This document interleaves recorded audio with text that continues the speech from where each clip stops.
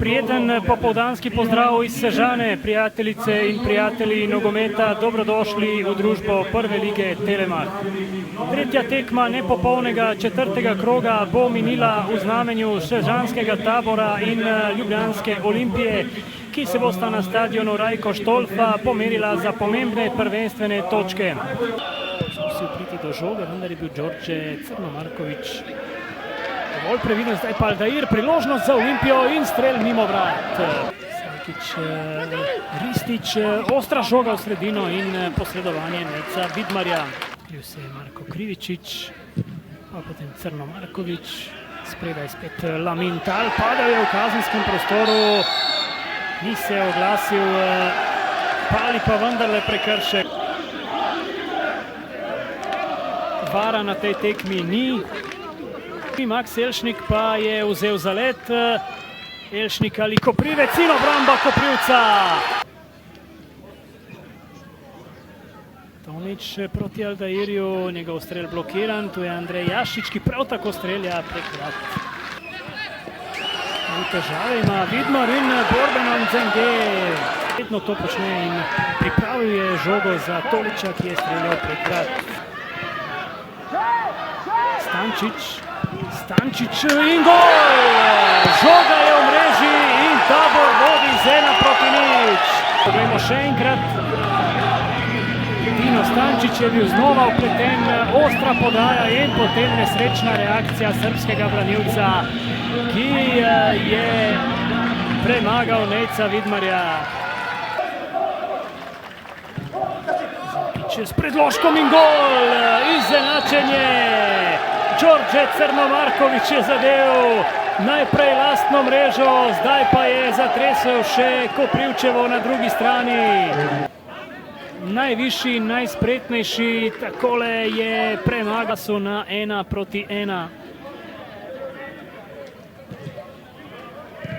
Zdaj je Mavretić, predložek Salkića pred vrata, Tolić je pri strelu in obramba Vidmarja. Kombinacije Ljubljančanov. Aldair poskuša v igri 1:1, podaja pred vrata in gol! Preobrat Olimpije v Sežani. Gol v dresu Olimpije po prihodu prav iz sežanskega Tabora. Takole je poskusil Talje, zgrešil žogo pred vrati, toda ta je končala v mreži za hrbtom Jana Koprivca. Zilkić. Dobro se je znašel Zilkić, ki strelja mimo. V tej sezoni še brez zadetka za Toliča, dober poskus in obramba Neca Vidmarja. Dobro se je znašel Mihaljević, zdaj je priložnost za strel z razdalje in mimo gola.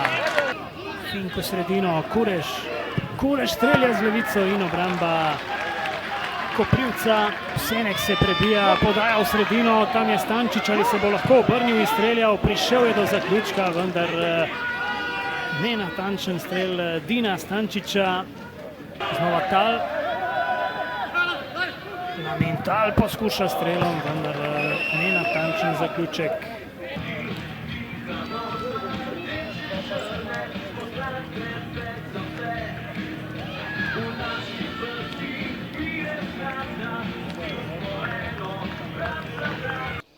Ja, res je, malček smo bili dolžniki iz prvega polčasa, ne glede na to, da se končal 0:0, pa z obranjeno 11-metrovko, nismo imeli pravo energijo, nismo gledali toliko z nosom naprej.